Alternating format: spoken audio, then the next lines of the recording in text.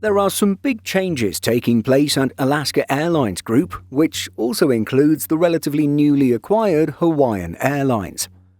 One of the more recent moves has been the unveiling of a bold new livery for the group's Boeing 787-9 Dreamliners. It's exciting for Alaska Airlines customers, but such changes have been less welcomed by those loyal to Hawaiian, who see this as an erosion of their airline's identity. Let's examine all this news for today's video. As Alaska Airlines expands to new markets in Asia and Europe from Seattle, they're introducing the first phase of a new global experience for long-haul flying to guests on the 787-9 aircraft, a bold new exterior design. The carrier in an official statement says, "The Alaska name remains, but with an all-new look and feel.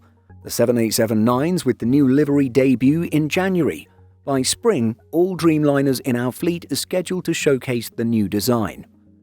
As explained by the airline, the new 787-9 exterior design draws inspiration from the natural wonder of the Aurora Borealis, also known as the Northern Lights.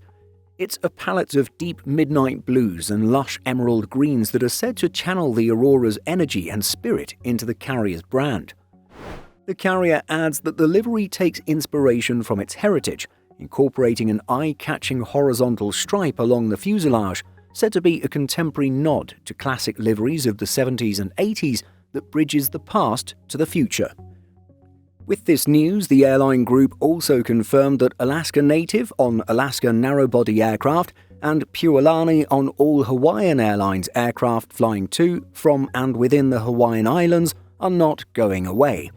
Rather, they will remain unchanged as essential elements of the brand's legacies and history. Some Hawaiians aren't happy about the livery. The main reason doesn't have to do with the design, but rather the fact that it's replacing the Hawaiian livery on the 787s that were ordered and have been operated by Hawaiian up until the acquisition by Alaska Airlines Group. The website Beat of Hawaii puts it like this: "There's no mention of Hawaii, no flower, no Pualani, and no cultural symbolism that even acknowledges where these planes were born. It's not just cosmetic. The Dreamliner was supposed to be the crown jewel of Hawaiian's once grand, now failed ambitions. It is now the flagship for Alaska's own global future." One follower of the Hawaiian website commented by saying, "Alaska never really wanted to grow Hawaiian, they just wanted to buy the Dreamliners under the guise of a merger." While there were other reasons for Alaska Group's acquisition of Hawaiian, these remarks show how upset some people are with the change. At the same time, with the 787s flying out of Seattle, it does somewhat make sense to go with a livery that is Alaska Airlines, given that the city is the carrier's home.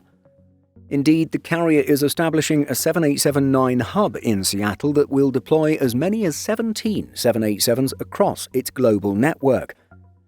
In September 2025, the airline will launch 787 service between Seattle and Seoul Incheon. The carrier's Seattle-Tokyo Narita route will see the 787 starting on January 7, 2026. Flights to Rome are scheduled to begin spring 2026. The airline group's Airbus A330 aircraft will remain dedicated to international long-haul and continental US flying to and from Hawaii, operated by Hawaiian Airlines from Honolulu. Those jets will eventually get all new interiors with updated lie-flat seats, a new premium economy cabin, and upgraded main cabin seats. So, what are your thoughts on what's happening over at Alaska Airlines Group? Let us know by leaving a comment. In addition to our daily YouTube videos, Simple Flying publishes over 150 articles every week. If you're looking for the latest aviation news and insights, visit simpleflying.com.